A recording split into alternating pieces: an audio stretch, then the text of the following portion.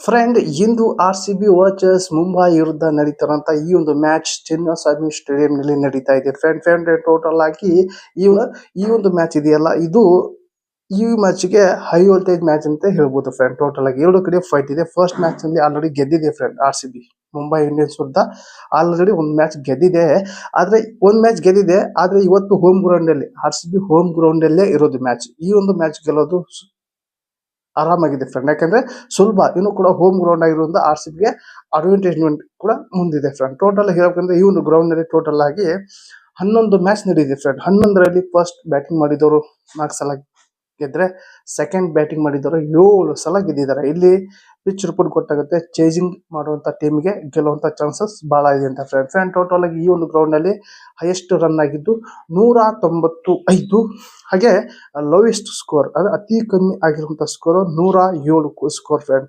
Total ಆಗಿ ಇಲ್ಲಿ ಗೊತ್ತಾಗುತ್ತೆ ಕ್ಲಿಯರ್ ಆಗಿ, ಇಲ್ಲಿ ಚೇಜಿಂಗ್ ಟೀಮ್ಗೆ ಫಸ್ಟ್ ಟಾಸ್ಕ್ ಯಾರು ಕೊಡ್ತಾರೋ ಅವರು ಸಡನ್ಲಿ ಬಾಲಿಂಗ್ ತಗೊಂತಾರೆ ಫ್ರೆಂಡ್, ಸೆಕೆಂಡ್ ಬ್ಯಾಟಿಂಗ್ ಮಾಡಬೇಕು ಫ್ರೆಂಡ್. ಈ ಒಂದು RCB ಗೆ ಗೆದ್ರೆ, ಈ ಒಂದು ಮ್ಯಾಚ್ ಗೆದ್ರೆ ಆರಾಮಾಗಿ ಕ್ವಾಲಿಫೈ ಆಗಕ್ಕೆ ಚಿಂತೆ ಇಲ್ದಂಗೆ ಆಗುತ್ತೆ ಫ್ರೆಂಡ್. ಆರಾಮಾಗಿ ಈ ಒಂದು ಮ್ಯಾಚ್ ಗೆದ್ಬಿಟ್ರೆ ಏನು ಟೆನ್ಷನ್ ಇಲ್ಲ RCB team friend. Mumbai Indians ಗೆ ಈ ಒಂದು ಮ್ಯಾಚ್ ಗೆಲ್ಲೇಬೇಕು ಫ್ರೆಂಡ್. ಟೋಟಲ್ ಯಾಕಂದ್ರೆ ಗೆಲ್ಲೇಬೇಕು, ಗೆಲ್ಲಿದ್ರೆ ಇವ್ರಿಗೆ ಕಷ್ಟ ಆಗುತ್ತೆ ಕ್ವಾಲಿಫೈ ಆಗುತ್ತೆ ಫ್ರೆಂಡ್. ಟೋಟಲ್ ಆಗಿ ಎರಡು ಕಡೆಯಿಂದ ಫುಲ್ ಟೈಟ್ ಆಗಿದೆ. ಇವತ್ತು ಚಿನ್ನಸ್ವಾಮಿ ಸ್ಟೇಡಿಯಂನಲ್ಲಿ ನಡೀತಾ ಇದೆ. ಚಿನ್ನಸ್ವಾಮಿ ಸ್ಟೇಡಿಯಂನಲ್ಲಿ ಸ್ವಲ್ಪ ಬೌಂಡ್ರಿ ಹತ್ತಿರಗೋಸ್ಕರ ಇಲ್ಲಿ ರನ್ ಸುರಿಮಳೆನೆ ಆಗುತ್ತೆ ಫ್ರೆಂಡ್. ಟೋಟಲ್ ಆಗಿ ಹೇಳ್ಬೇಕಂದ್ರೆ ಇಲ್ಲಿ ಹೈಯೆಸ್ಟ್ ಸ್ಕೋರ್ ಆಗಿದ್ದು 195.